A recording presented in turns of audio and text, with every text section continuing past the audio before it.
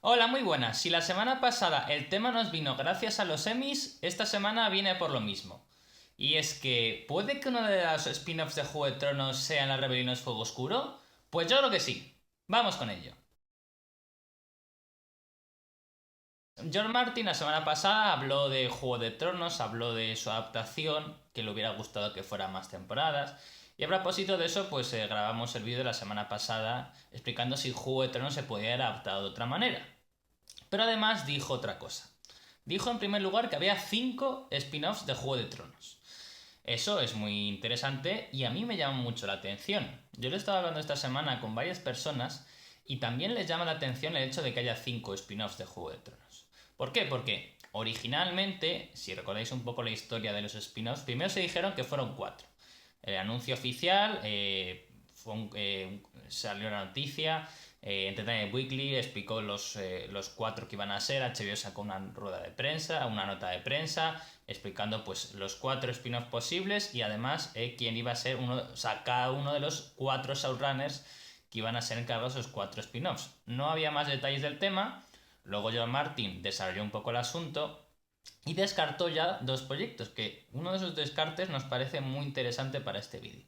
Descartó que fuera a haber un spin-off de la rebelión de Robert, básicamente porque Martin decía que no ha contado toda la rebelión de Robert, que cree que quiere que se revele más en Canción de Hielo y Fuego y que si se contara en un spin-off pues perdería parte de la gracia. Y también descartó los cuentos de Dan Kieg como uno de los spin-offs. Esto es muy interesante porque el tema de este vídeo, que es la rebelión Fuego Oscuro o la primera rebelión Fuego Oscuro, ya veríamos si sería una, si serían varias, en fin, está muy vinculado a los cuentos de Dan Kieg. Dan Kieg no tiene ningún tipo de protagonismo en la primera rebelión Fuego Oscuro, pero en la segunda sí, tercera, cuarta, son claves, ¿no? Entonces, pues eso, que Martin descarta los cuentos de Dan Kieg como uno de los spin-offs, también por un argumento bastante lógico.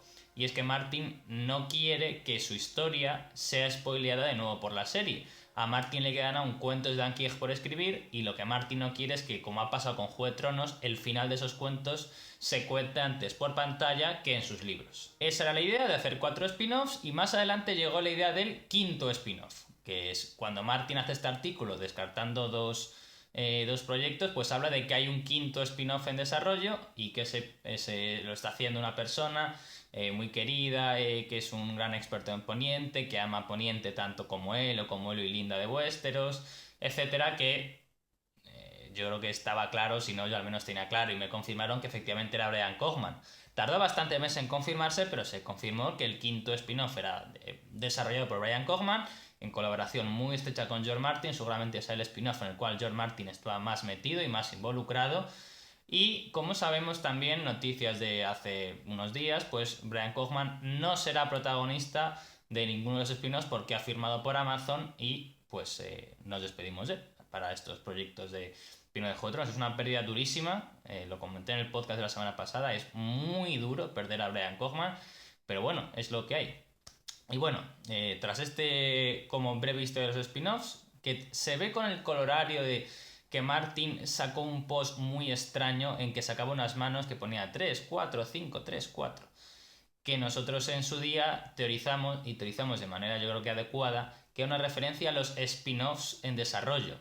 Y básicamente lo que decía en ese artículo es que primero había 4 spin-offs, luego fueron 5, y finalmente ese post de Martin, que enlazaré abajo la noticia de los terrenos en que un poco explicamos ese post tan extraño de las manos, básicamente decía que al final había 4 spin-offs, no 5 en desarrollo, es decir, que uno de los spin-offs había sido descartado.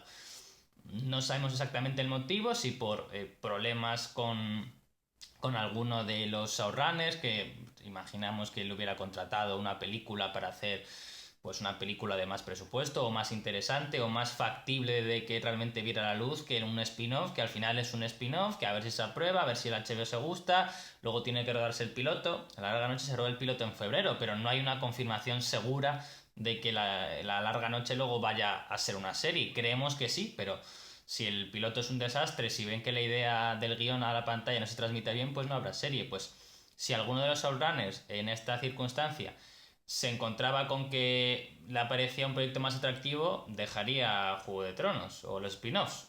Que, por ejemplo, ¿qué pasa con Brian Cogman? Brian Cogman, ya digo, lo he dicho antes, tenía un proyecto maravilloso con George Martin, pero lo ha dejado porque HBO no le daba unas garantías suficientes y el proyecto de Amazon pues era mucho más atractivo. Bien, entonces ya digo, Martin lo último que dijo de manera oficial desde los Emmy es que había 4 spin-offs en desarrollo, declaraciones de la HBO en diversas charlas con la prensa hablaban también de que varios proyectos de spin-off han sido descartados, pues uno porque no les convencían, otro pues problemas con los showrunners, porque no había habido, igual no veían que esa idea, que a lo mejor sobre el papel era muy bonita, pudiera ser realizable como serie. Y nos hemos quedado con esa idea hasta que eso, en los Emmys, la semana pasada, George Martin revela que no, que hay 5 spin-offs en desarrollo. Ya digo que yo personalmente ya contaba con 3. Digo, Brian Cogman fuera y otro de los proyectos anteriores fuera por lo que ha explicado HBO, de que no veían factible el proyecto, uno de los showrunners estaba ocupado, aunque eso, lo de Brian Cogman se ha revelado, pero quizás se refería a Brian Cogman, pero sobre todo HBO hizo una referencia explícita al factor de que alguno de los proyectos que pues no, realmente no son series de televisión o no creen posible ser serie de televisión. Está en ese rango Imperio de Cenizas, si os acordáis, salió una supuesta filtración hace ya unas cuantas semanas, hablando de un posible spin-off de Juego de Tronos que creemos que se podría haber descartado, que era Imperio de Ceniza, hice un vídeo sobre él. Yo desde entonces ya dije que era un poco escéptico con el proyecto, me parecía que podría ser muy atractivo, pero que me molaba mucho, pero que me costaba creer que ese proyecto fuera real y fuera cierto. Desde luego lo que tenía claro es que si era cierto, si habiendo revelado tantos detalles, que había sido un proyecto que había sido descartado por la HBO y que eso había sido la manera, por decirlo así, de como decir, mira, esto no lo han descartado, a ver si vuelven a rescatar el proyecto. Desde entonces yo estaba investigando, preguntando diversas fuentes del HBO y demás, y por lo que a mí me cuentan, ese proyecto es una invención total o que desde luego no existió, no, o hay básicamente que lo que ese post cuenta famoso sobre, que creo que es de The Dragon Demands, pero bueno, eso, como esa recopilación de ideas como que no existe o no existe tal y como se describe ahí, que no es creíble ni es cierto ese supuesto spin-off de Imperio de Ceniza. Así que bueno, digo, con todas esas informaciones, salta la sorpresa cuando John Martin dice que tenemos 5 spin-offs y la otra cosa, que es de lo que va este vídeo, tras esta introducción un poco al mundo de los spin-offs, por si alguno está un poco despistado, y es que hay spin-offs que serán hasta 3000 años antes de que empiece Juego de Tronos, evidentemente se refiere a Larga Noche. En otra de las entrevistas, HBO confirmó que no hay ningún proyecto más anterior en el pasado que La Larga Noche. Es normal porque La Larga Noche es el principio de la historia, o sea, no ha pasado nada realmente relevante antes de La Larga Noche, como a nivel histórico, pues yo que sé, la llegada de los hijos del bosque a Poniente cuando solo había animales, eso no es material para una serie. Pero decía, sí, hay proyectos que son hasta 3000 años antes de Juego de Tronos o 5000 años antes. Martin dice que las fechas de La Larga Noche son entre 10.000, 3000, 5000, como son testimonios antiguos, no hay una literatura concreta, determinada, fiable sobre este tema, no hay un registro escrito, unos notarios dando fe, unos historiadores fiables dando fe de qué año es, pues eso. La Larga Noche es entre 3000, 5000, 10.000 años, un rango de tiempo muy anterior. Y también hay proyectos de hasta 100 años antes de Juego de Tronos. Martin dice de manera muy específica 100 años antes de Juego de Tronos. Y uno se pone a pensar, ¿qué ha pasado 100 años antes de Juego de Tronos? Pues que te vas atrás en la historia y mira, la Danza de Dragones es un poco más de 100, 120, 140, depende de si Juego de Tronos en caño le metes y demás, pero bueno, es un rango de tiempo anterior. El tema de, por ejemplo, las guerras de Nueve Peniques, etcétera, reinado de primeros años de Aerys II, años de Jaehaerys, pues segundo también, pues no es después de 100 años. Realmente la única cosa que nos entra en hace 100 años son, iba a decir, la época de los cuentos de Anquieg, incluso sería un poco posterior, sería realmente 100 años es la primera rebelión Fuego Oscuro. Tú restas 100 años y el evento que sucedió, o sea, no tienen que ser 100 exactos, pero nos vemos en esa horquilla temporal, quien dice 100 dice 90, dice 110, es la primera rebelión Fuego Oscuro. En la primera Rebelión Fuego Oscuro tengo que decir que a mí personalmente no se me había ocurrido como serie. Era una idea que podía ser, pero no la veía entre las más probables, por lo reciente que es y por lo cercano que es a los cuentos de Anquieg, unos cuentos que George Martin había descartado. Pero claro, si la serie es sobre la primera Rebelión Fuego Oscuro, la primera Rebelión Fuego Oscuro es antes de los cuentos de Anquieg. Y si la serie va a contar lo que sucede antes de la primera Rebelión Fuego Oscuro, y por decirlo así, la Rebelión Fuego Oscuro primera va a ser como el final de la serie, hablemos de una tercera, cuarta temporada, y la serie va a terminar antes de la segunda Rebelión Fuego Oscuro, antes el primer cuento de Anquiejo, eso sería, por decirlo así, la última temporada. Pues sí que tenemos ahí una historia y un margen bastante interesante para contar cosas. ¿Qué pasa en la primera Rebelión Fuego Oscuro? Bueno, yo creo que los que estáis en este canal ya conocéis en general bastante bien la historia de Poniente. Por si acaso, recomendación absoluta y clara. El último podcast de historia que hicimos, el último podcast de Hielo y Fuego que hicimos, trata sobre la antesala de la Rebelión Fuego Oscuro, que es el reinado de Aegon IV. No se puede entender en absoluto la Rebelión Fuego Oscuro y luego la siguiente Rebelión Fuego Oscuro sin entender lo que pasó en Poniente con el reinado de Aegon IV. El reinado de Aegon IV es uno de los peores reyes de Poniente, pero bajo él se empiezan ya a crear una serie de estructuras y de elementos contrarios al régimen Targaryen impuesto entonces. El mismo rey Aegon IV es de los mayores impulsores de las propias campañas contra su propio régimen, porque él está todo el rato deslegitimando al que es su hijo y su heredero. Buen debate si es su hijo. Yo personalmente creo que Daemon el Bueno no es hijo de Aegon IV, pero eso es ya un debate diferente, aunque muy, muy interesante y que desde luego en el spin-off de la Rebelión Fuego Oscuro desde luego sería absolutamente clave. Está deslegitimando a su hijo, pero bueno, al final pues acepta que sea su heredero. Lo que pasa es que lo acepta de aquella manera porque Aegon IV, punto uno, le da la espada a Fuego Oscuro, no a su hijo y heredero Daemon II, sino a sus hijos bastardos, a quien sería Daemon Fuego Oscuro, y además, Daemon Mares de nacimiento, pero además de todo eso, Aegon IV en su lecho de muerte legitima a todos los bastardos, creando un problema porque los bastardos suyos en ese momento ganan un poder e importancia como nunca jamás han tenido los hijos bastardos de un rey en Poniente. Sí, el rey es Daeron II el Bueno. Sí, es el rey legítimo porque al final Aegon IV nunca llega a desheredar.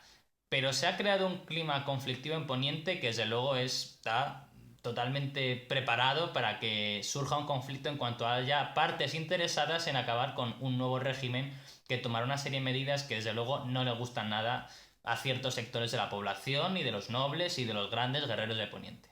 Todo esto es lo que vamos a ver en el reinado de Daeron II. El reinado de Daeron II empieza de manera pacífica una serie de años hasta que tras una serie de años, que no son pocos, llega lo que es la Rebelión Fuego Oscuro, que es una guerra. Es una guerra civil entre Targaryen.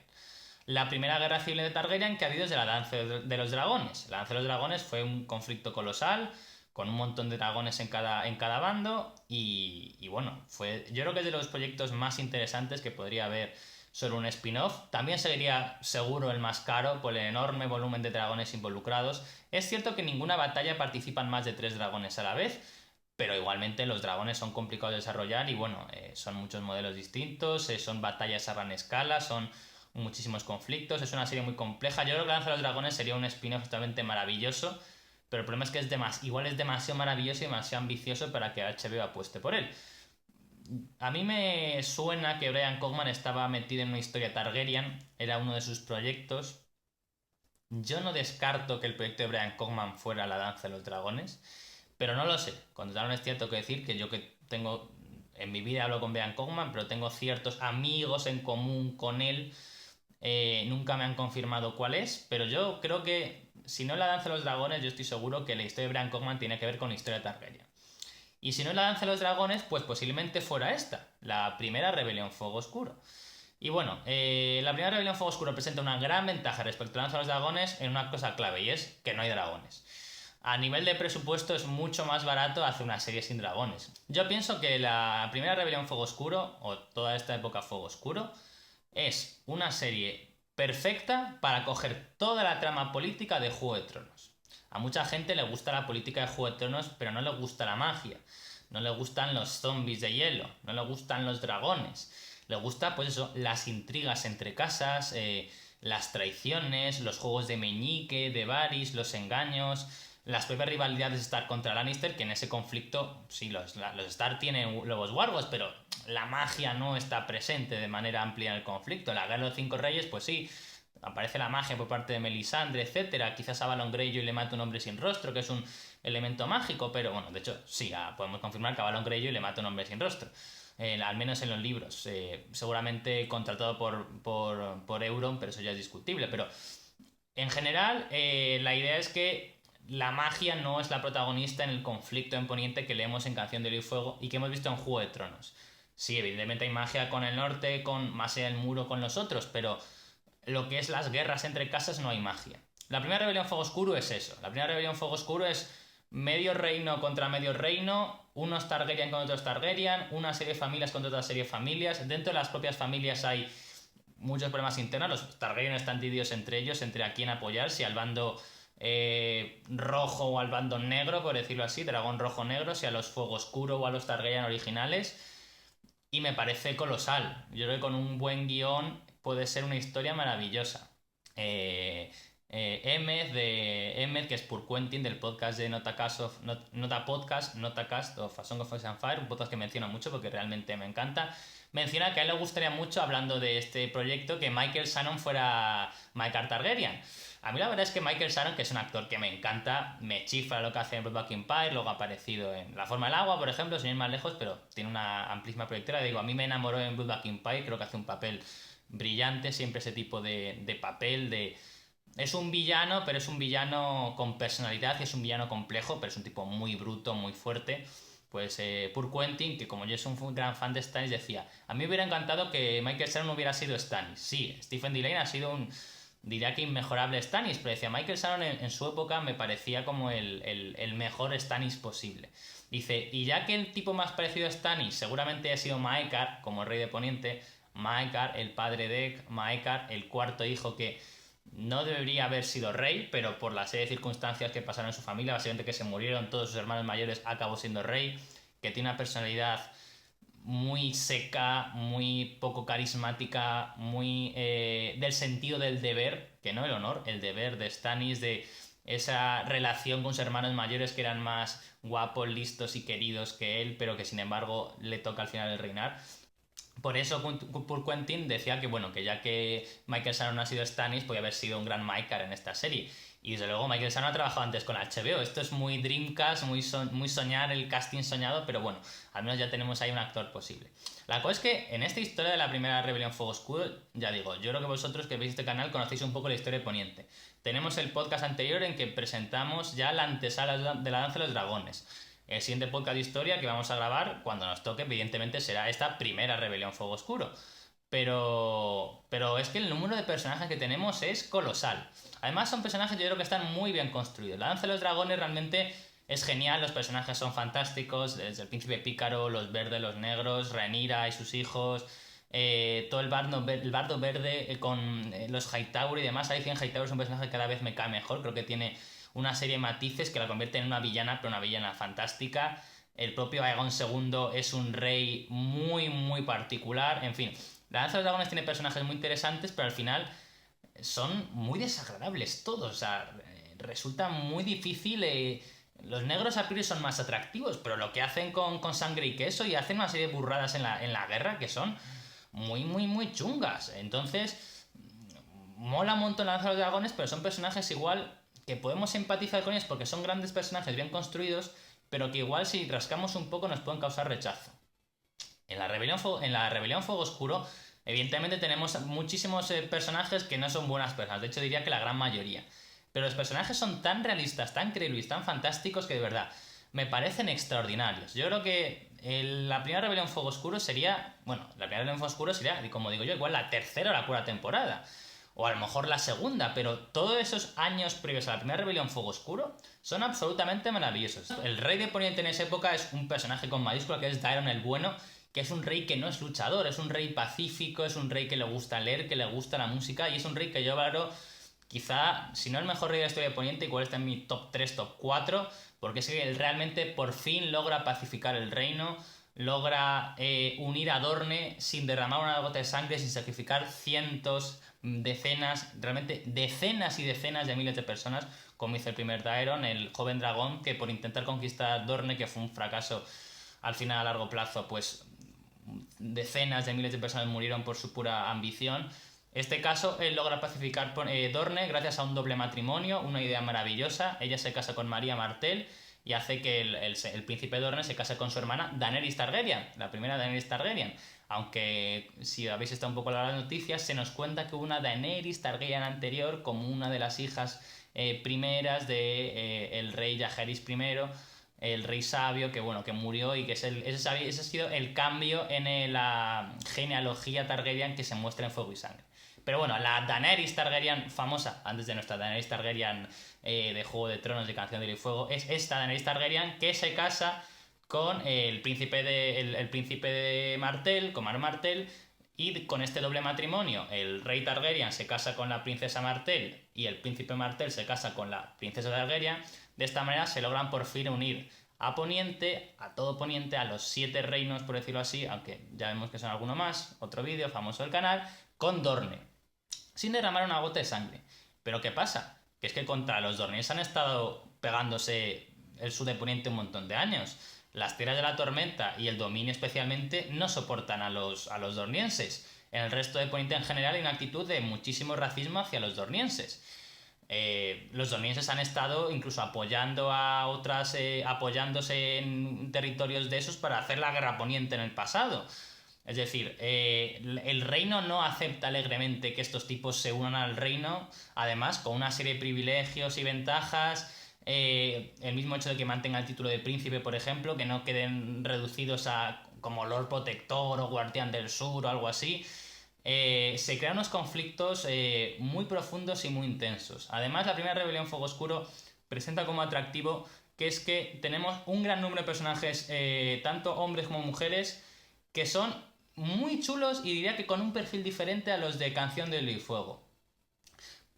Los protagonistas yo creo que son por todos conocidos. Te digo, tenemos al Rey Daeron, el bueno, pero tenemos, por supuesto, para mí quizás mi personaje histórico favorito de Canción de Hielo y Fuego, Brynden Ríos, el Cuervo de 3 ojos, Cuervo de Sangre, se hace una estrella y se convierte en lo que es en esta época, en la primera rebelión Fuego Oscuro. Personaje con mayúscula. Tenemos a Cero Amargo, tenemos a Daemon Fuego Oscuro.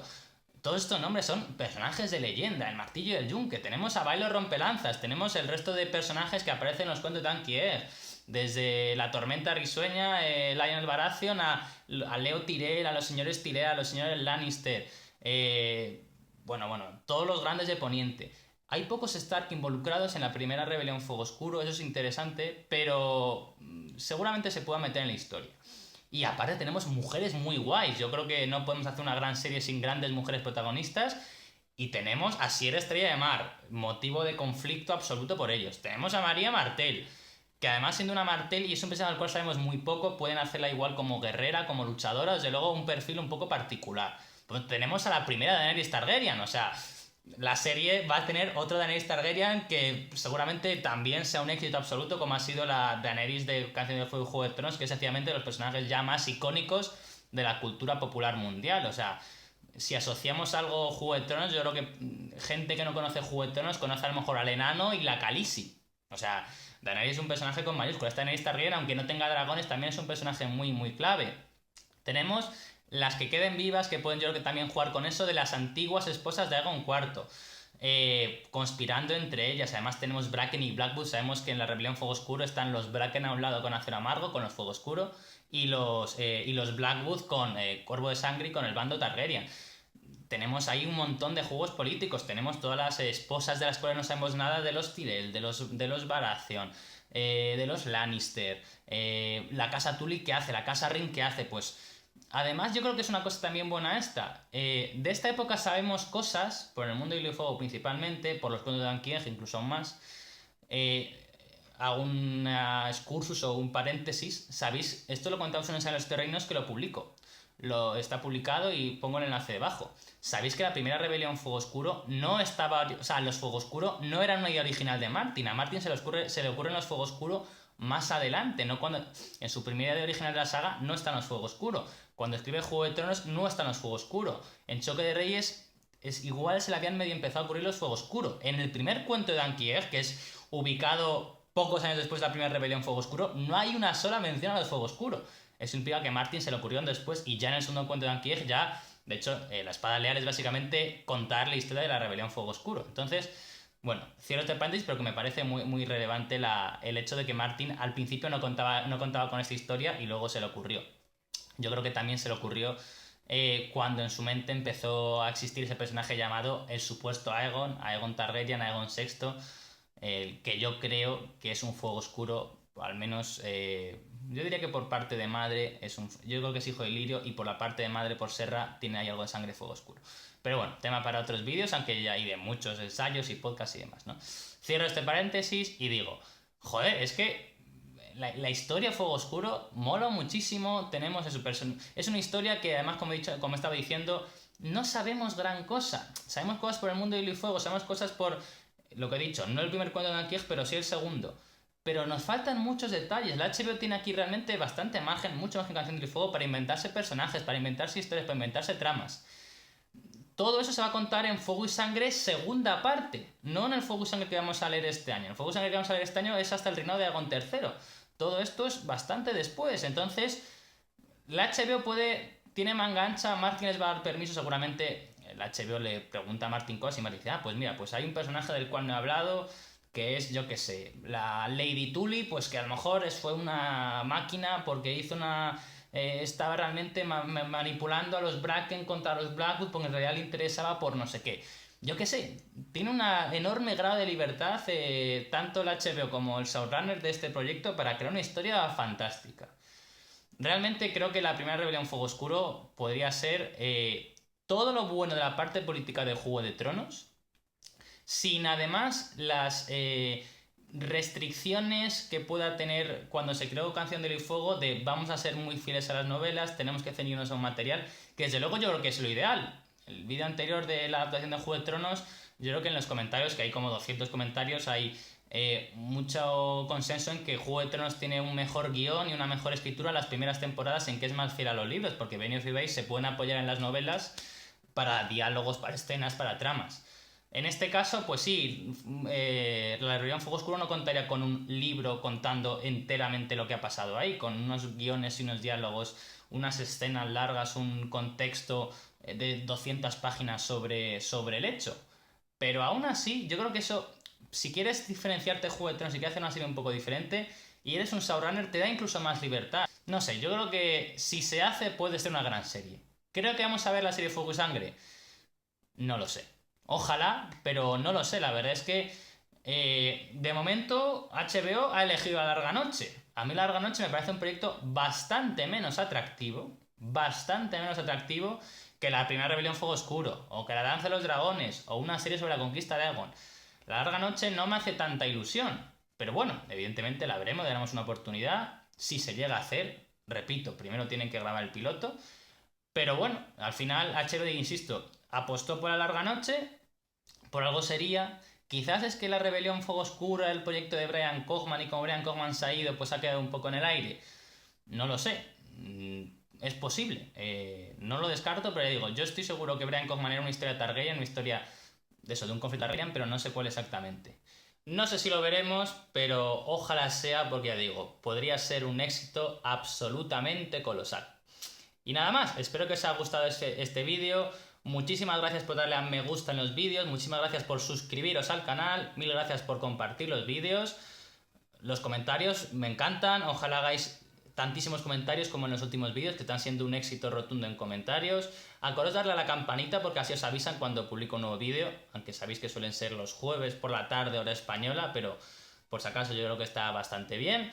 Y estaría bien que en los comentarios, si queréis, nos digáis qué os parece esto de La Larga Noche como spin-off elegido por HBO en lugar de la primera rebelión Fuego Oscuro, y si os parece que este proyecto de la primera rebelión Fuego Oscuro es viable y es posible. Yo creo que sí, porque al no haber dragones es solamente actores y al final, quizá en la tercera temporada, grandes batallas, me parece muy factible y que no requeriría tampoco un enorme presupuesto. Pero ya digo, a ver qué os parece a vosotros. Igual os parece un proyecto muy ambicioso, que igual Juego de Tronos quiere apostar, la HBO quiere apostar por algo más distinto. Lo dicho, mil gracias por todo, por me gusta, por compartir, por suscribiros, por los comentarios, por ver el vídeo, evidentemente, y nos vemos próximamente. Adiós.